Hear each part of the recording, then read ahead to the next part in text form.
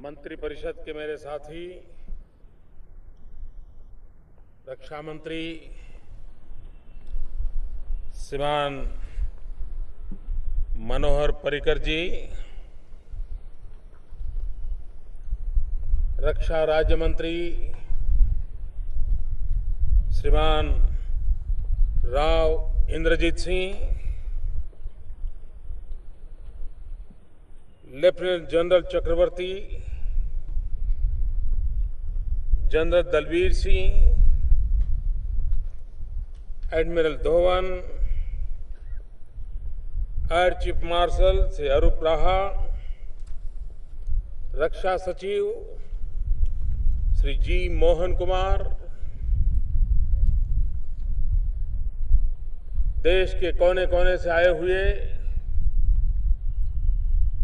NCC के सभी cadets और विशाल संख्या में आए हुए अतिथिगण, 26 जनवरी को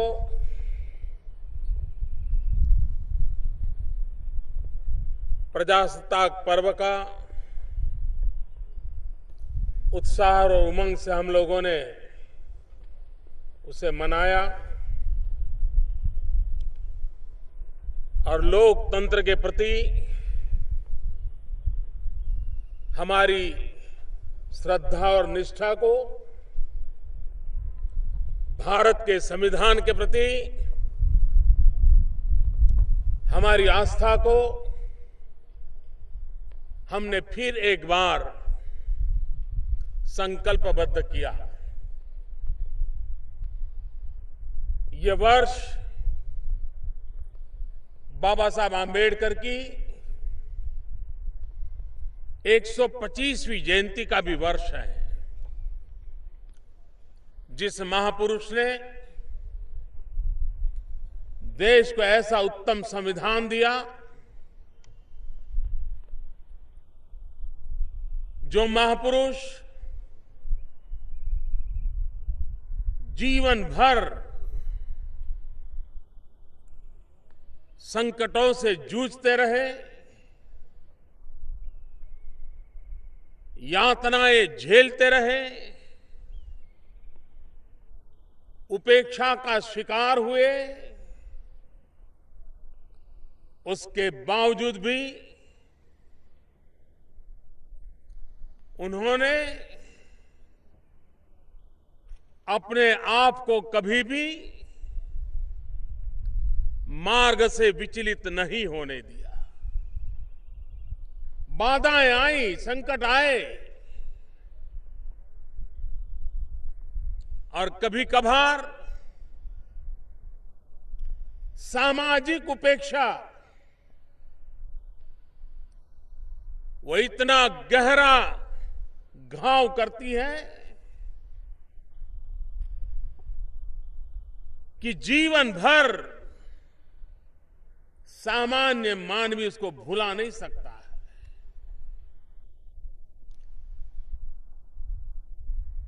लेकिन बाबा साहब आम्बेडकर हम जैसे सामान्य जीवन नहीं थे। जीवन भर उपेक्षाओं को झेलने के बाद भी जब देश के लिए संविधान देने का अवसर आया, उस संविधान के किसी कोने में भी किसी के प्रति दुर्भाव नहीं है, बदले का भाव नहीं है। ऊपर से जीवन भर जो झेला था, उसके कारण जो मंथन हुआ था, उस मंथन में से संविधान रूपी अमृत निकाला था, जो आज हमें प्रजासत्ताक पर्व के इतने सालों के बाद भी, आजादी के इतने वर्षों के बाद भी हमें बांधने में, कंधे से कंधा मिलाकर चलने में, देश के लिए अपनी अपनी जिम्मेवारियां निभाने के लिए हमें प्रेरित करता है, हमारा मार्गदर्शक है। आप हिंदुस्तान के कोने कोने से आए हुए, वो कौन सी बात है जो हमें खींच करके लाती है? वो कौन सी बात है जो हमें भाषा की कठिनाई हो तो भी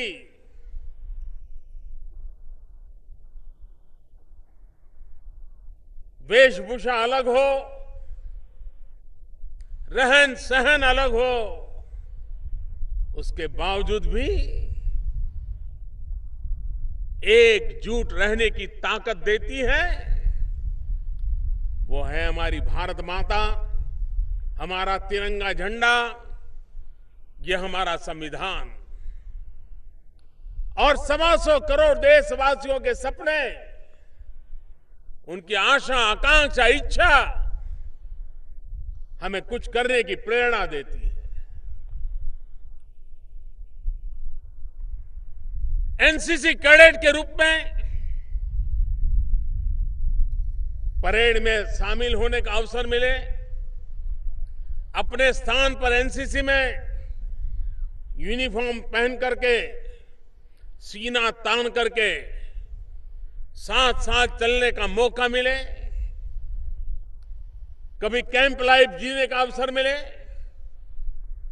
कभी शस्त्रास्त्रों को निकट से देखने का अवसर मिले। ये उम्र ऐसी होती है कि इन सारी बातों में थ्रिल होता है, कुछ एडवेंचर का भाव भी होता है और रगों में देशभक्ति लगातार ऊर्जा बन करके हमें नए सपनों के लिए जीने के लिए संकल्पबद्ध करती रहती है। जब आप 26 जनवरी की इस परेड के लिए 1 महीने से एक समूह जीवन का अनुभव कर रहे हो,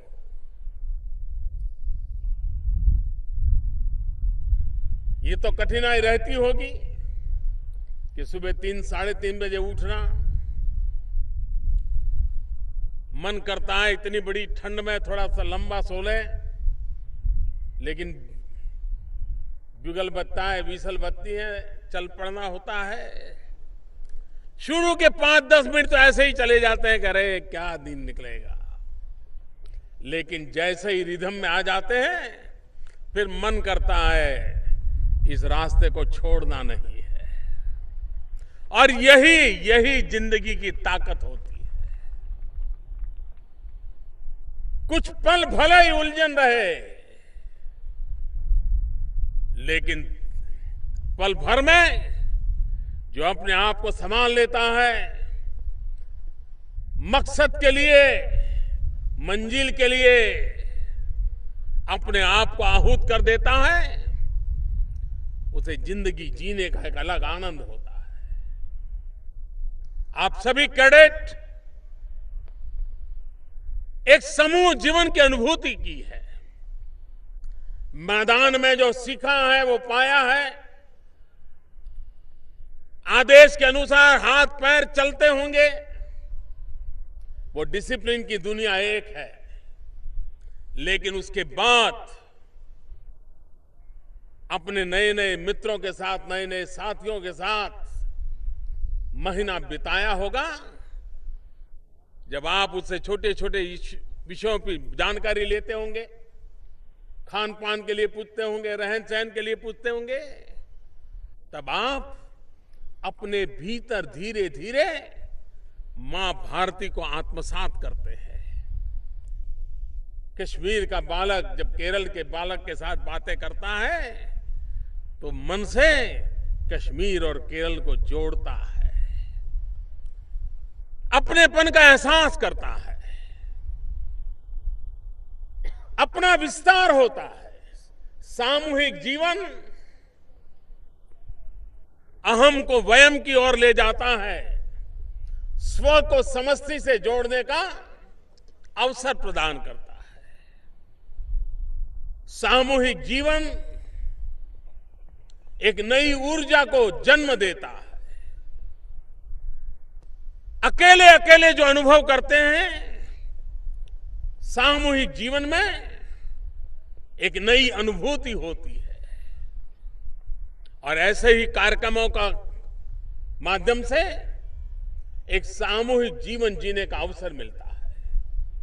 मैदान में जो सीखते हैं उससे ज्यादा अन्य समय में सामूहिक जीवन से सीखते हैं। और मैं जानता हूं, जब आप यहां से विदाई लेंगे, वो पल कैसा होगा।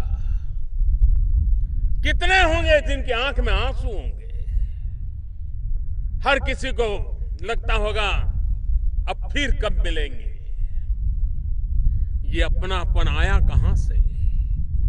जब आप अपने गांव से यहां आने के लिए चले थे, महीने भर के लिए, तब न कोई छोड़ने आया होगा, न किसी ने आंसू बहाया होगा, और न ही आपके दिल में चोट पहुंची होगी कि मैं अपने गांव से दिल्ली जा रहा हूं। लेकिन आज दिल्ली से अपने गांव जा रहे हो, अपनों के बीच जा रहे हो, लेकिन कुछ खोया खोया महसूस कर रहे हो।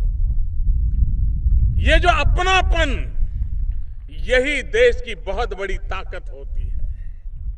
इसी ताकत को एक संस्कार के रूप में जीवित रखें। देश के लिए मरने का मौका हर किसी के नसीब में नहीं होता है, लेकिन देश के लिए जीने का अवसर हर इंसान की जिंदगी में होता है। अगर हम जागरूक प्रयास करें, हम जिएंगे तो भी देश के लिए, कुछ कर गुजरेंगे तो भी देशवासियों के लिए। जीवन को संकल्पों से,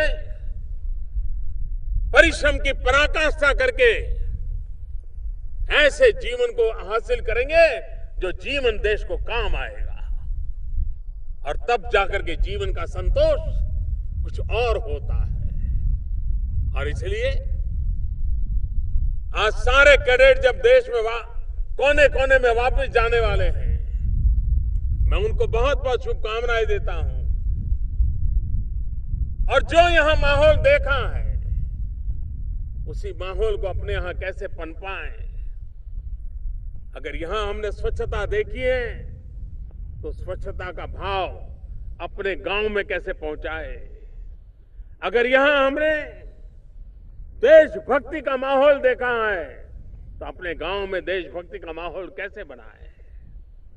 यहां हमने जो अनुभव किया है, उसका हम विस्तार कैसे करें। इस संकल्प को लेकर के चले। मैं फिर एक बार सभी कैडेट्स को, एनसीसी को, एनसीसी की इस परंपरा को हृदय से बहुत बहुत अभिनंदन करता हूं और आप सबको बहुत बहुत शुभकामनाएं देता हूं। भारत माता की, भारत माता की, भारत माता की। बहुत बहुत धन्यवाद।